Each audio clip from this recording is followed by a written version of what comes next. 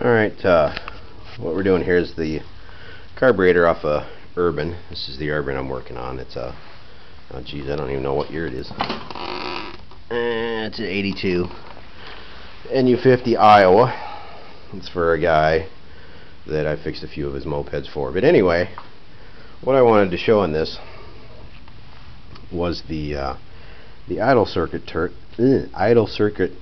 tube that I was talking to a guy about, and kind of hard to explain without showing it, so I'm going to do my best to show what I'm talking about here. I'm going to set the camera down so you can see a little bit better. And this is the carburetor. It's just, you know, your regular carburetor from an NU. It's the auto choke and everything. But anyway, when you take the float bowl off, you'll see you have your tube right here where your main jet screws into there. And then let me turn it around here. This tube, this is for your idle circuit, and this is the one that's a pain in the butt to clean out. It has excuse me, if this one is not clear, the bike won't idle. It won't idle correctly. And sometimes you can take a little piece of wire. I use like a bristle off a wire brush. Sometimes that'll work, sometimes it won't. Now if you can't get it cleaned out, you have to pull this out. And it's, well, my lighting sucks. It's pressed in there, so it's not meant to come out, but you can get it out. And I use a pair of pliers and take it out. And my camera's not going to show this, but this is the top of the tube that goes into the carb body. There's let's see, there's 4 holes that actually go through it sideways. Okay, those have to be cleared out, and those ones, when it's in the carburetor, they're in the body itself. You can't even see those holes until you pull that out. And I apologize that you can't see it because my stupid camera won't focus that close.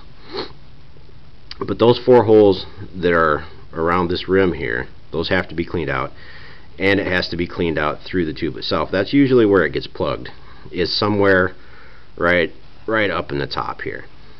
And the easiest way to do it is to pull it out and then stick your pin through this way.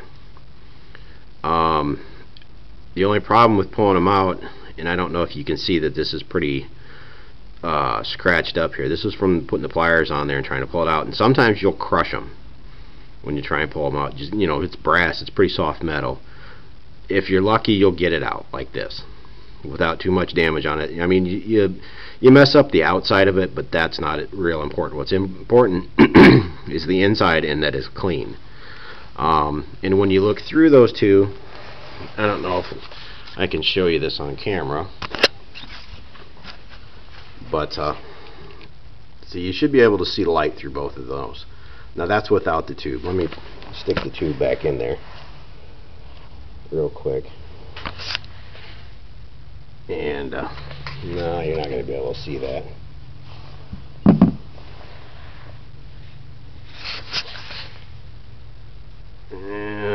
Well, sort of. On my camera you can kind of see that you can see light through that tube, and that's the most important thing that has to be cleaned out for the bike to ever idle. And I just wanted to show exactly what I was talking about, and about how that tube will come out, and if you're lucky, you won't destroy it. Basically, once you got it out and cleaned out, put it back in there and just tap it down with you know, a pair of pliers, or lightly tap it in with a hammer just to seat it, and you should be fine. And that's basically all I wanted to show on this. And you know, when these express carbs sit for a long time, or they got stuff going through them, that hole is such a tiny hole, it plugs up real easy. And if your bike will start and run fine, but won't idle once it comes off the choke, that's most likely your problem, is your tube's clogged up.